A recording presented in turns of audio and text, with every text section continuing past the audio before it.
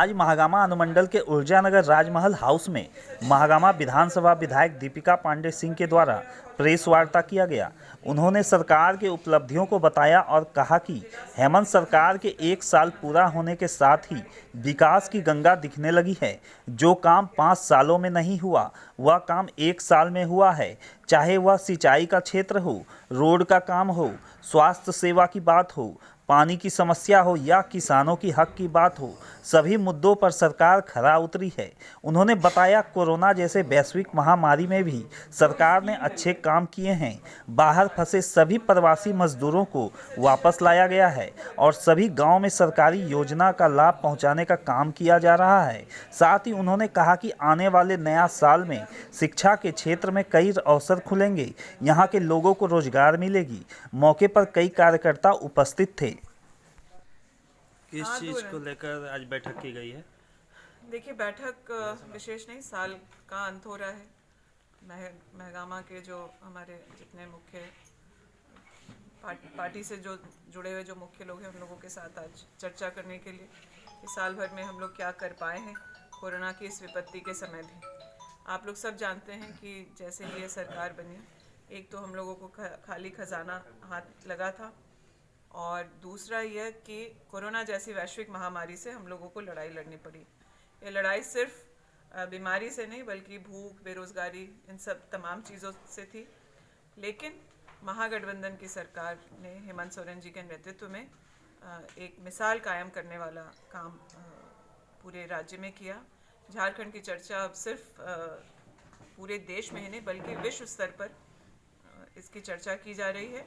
और जिस तरीके से हम लोगों ने अपने प्रवासी मजदूरों को सम्मानजनक तरीके से, वो देश के किसी भी कोने में फंसे हुए थे, उनको यहाँ लाने का काम, सुरक्षित लाने का काम किया।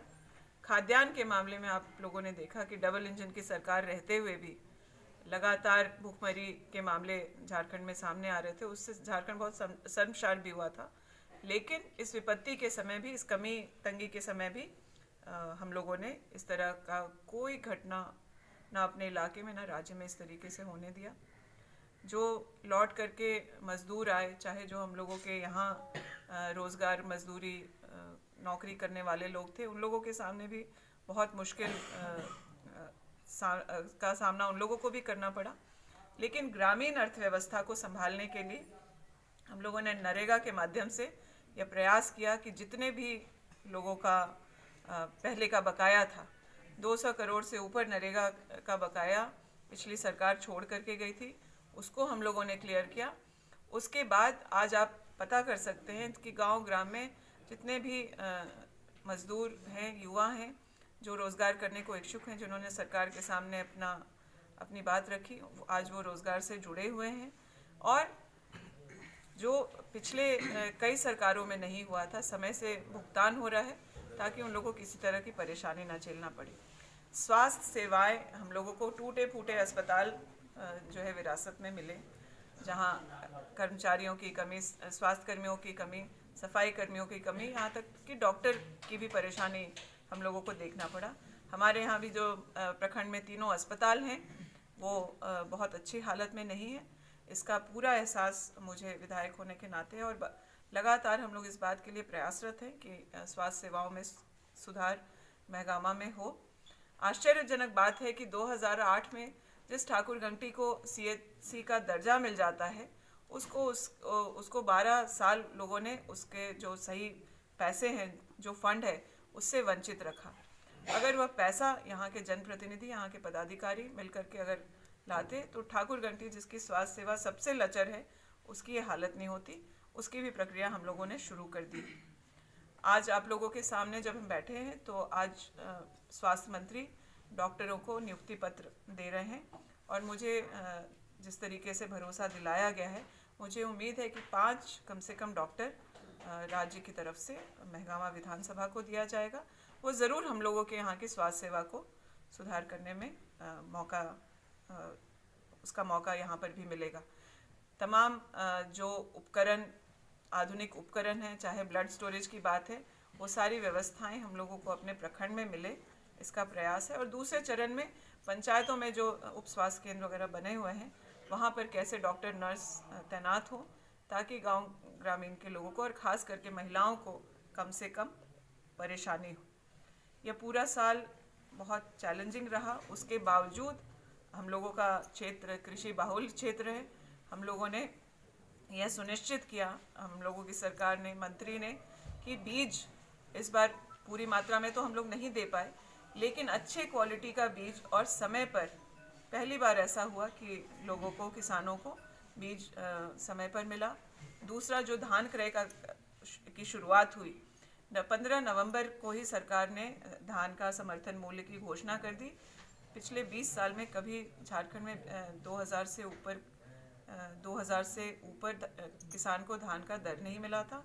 2050 जो मिनिमम क्वालिटी का भी जो धान है उसके लिए सरकार ने रेट और बोनस, एमएसपी और बोनस दोनों तय किया। सबसे क्रांतिकारी बात जो धान क्रय में रही वो यह है कि आप अगर जब अपना धान पैक्स के माध्यम से, एफपीओ के माध्यम से जब देंगे तो 50% पैसा आपको 3 दिन में देने की बात है। कहीं अगर किसी इस पूरी प्रक्रिया में कहीं 1-2 दिन की और देरी हो सकती है, लेकिन आज तक किसान बिचौलियों को अपना धान देने के लिए इसलिए मजबूर थे क्योंकि उन्हें अपने या तो अगले फसल की तैयारी के लिए तुरंत पैसा चाहिए, या फिर अपने जो पारिवारिक जिम्मेदारी है, कुछ कर्ज रहा हो, या इलाज, शिक्षा के लिए अपने परिवार में कोई शादी ब्याह, ये सब के लिए तुरंत पैसा चाहिए होता, तो बाध्य होते थे कि व्यापारियों को दे दें। और वो व्यापारी अगर सरकार की तरफ से कोई योजना चलाया जाता तो सारा फ़ायदा वो लेते थे। इस बार क्योंकि 50% पैसा सरकार हफ्ते भर के अंदर दे देगी, तो किसान भी उत्साहित है अपने धान को देने के लिए। अलग अलग जगह रजिस्ट्रेशन शुरू हो गया है और किसान को इस बार उसके मेहनत का उचित मूल्य भी मिलना है। इसको हम लोगों ने बहुत ज़ोर से इस आवाज़ को मुख्यमंत्री जी के सामने उठाया था।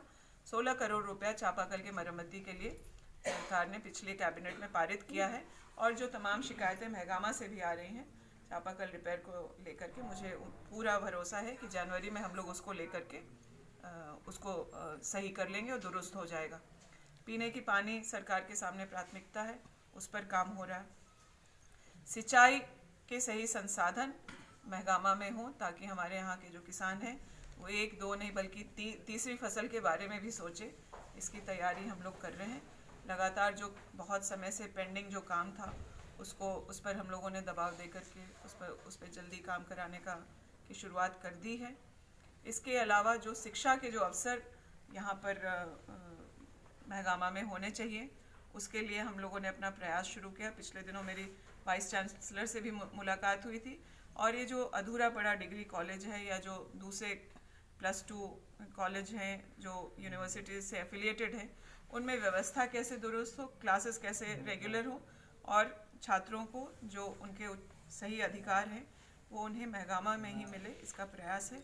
आने वाले दिनों में इस डिग्री कॉलेज में लॉ की भी पढ़ाई हो, इसके लिए हम लोग प्रयासरत हैं। एक बार डिग्री कॉलेज शुरू हो जाने के बाद वह सुविधा भी हम लोग महगामा के बच्चों को देना चाहते हैं। बाकी जो एक विधायक के सड़क, नाली और तमाम ऐसे विकास के काम हैं, आप सबको पता है हम लोग बिना फंड के विधायक साल भर रहे। अब सरकार विधायक निधि भी रिलीज़ करना शुरू करी है, तो आने वाले दिनों में जो छोटे मोटे काम विकास के विधायक निधि के माध्यम से होने चाहिए, उस पर भी हम लोग काम कर रहे हैं।